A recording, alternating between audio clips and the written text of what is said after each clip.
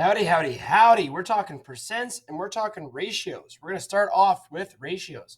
What the heck is a ratio? Well, a ratio is really a comparison of two or more things. So if I said, hey, look in the classroom, how many boys are there compared to girls? Let's just say fictionally we have 20 students in the classroom total. Let's say 12 of them are boys. Okay, well, how many left over would be the girls? Well, 12 off of 20, of course, that's 8. So we would say the ratio of boys compared to girls is 12 to 8. Notice I'm using a colon here. We use that symbol when we're making a ratio. It helps us compare. And notice how I read that. I said 12 to 8. If I want to write that out with words, it'd be 12 to 8. But we can see how that colon is a little bit cleaner. It's a little bit quicker to write. And that's why we prefer to use that. I can also write this ratio as a fraction. I could say, hey, 12 to 8, boys to girls. That also works as well. Cool.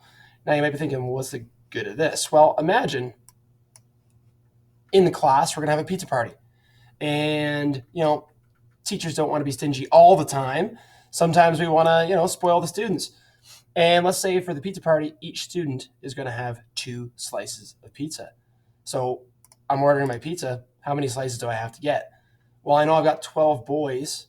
If they each get 2 slices, yeah, you bet they're better get 24 slices for the boys. How many slices for the girls? Well, 8 girls, they each need 2 slices. 8 times 2, that's 16. So in a sense, I just doubled my ratio. And the cool thing about this is that the ratio, the comparison of boys to girls, is still exactly the same. And you might be thinking, like, wait a second, I've seen this before. This looks really familiar. Yeah, it should look familiar because we have already done our fractions unit. Imagine if I write this ratio as a fraction. 24 to 16, we'll check it out.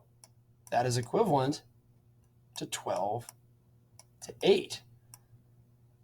So when we doubled this ratio from 12 to 8 all the way to 24 to 16, essentially what we did was we just made an equivalent fraction, or rather an equivalent ratio.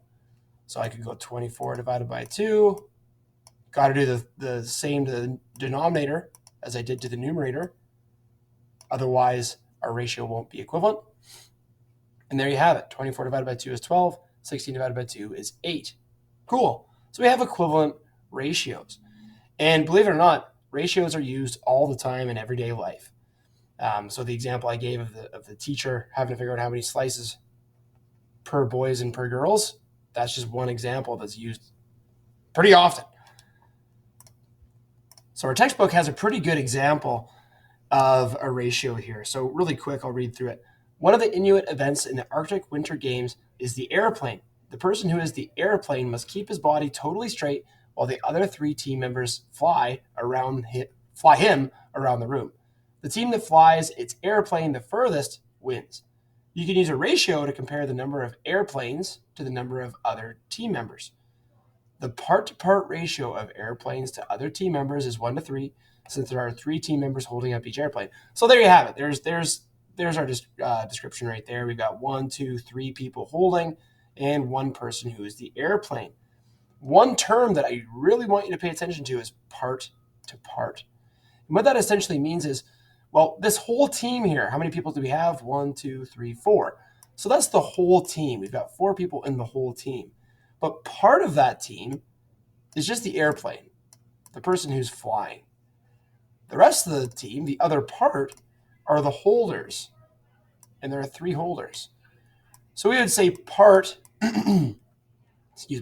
part of the team is 1 compared to the other part is 3. So part-to-part ratio. Okay. And this 1 to 3, is the ratio that describes this. So if they said, like, hey, we've got 10 teams playing airplane, well, what would that ratio look like? Well, we'd have to multiply each of these terms by 10. So 1 times 10 is 10. 2, 3 times 10 is 30. So that would be 10 airplanes to 30 holders. Okay, we're comparing how many airplanes there are to how many holders there are.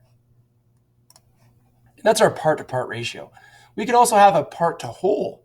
So if they said, hey, how many airplanes are there compared to the whole team? Well, that would be 1 airplane compared to 4 people. If they compared holders to the whole team, that'd be 3 holders compared to the whole team, part to whole. You may be thinking, hey, wait a second, that seems kind of familiar. Yeah, well, let's write that as a fraction. 1 to 4. 1 out of 4. Here's your team. Split it up into 4 parts. One of them is the airplane. Just a straight up fraction, man. That's what ratios are, really. Really quick, one more description. Let's say we had this.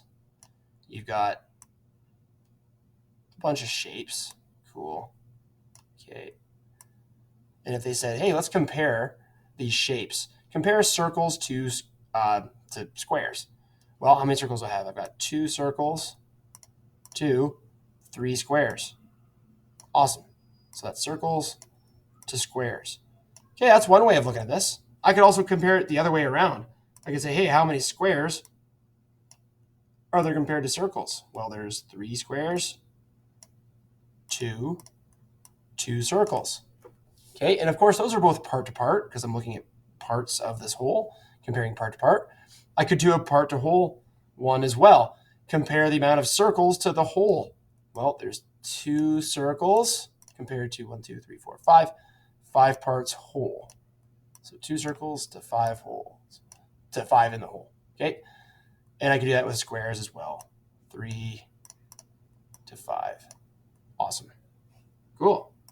So in review, ratios are just comparing 2 different terms with one another. We can make equivalent ratios by multiplying both terms or dividing both terms, just like we did with fractions. We have part-to-part ratios where we're comparing parts of a whole against each other. And we have part-to-whole ratios where we can compare a part to the whole number. Okay, so that's a good start, guys. I hope that made some sense, and I hope that helps you out. Have fun. Good luck.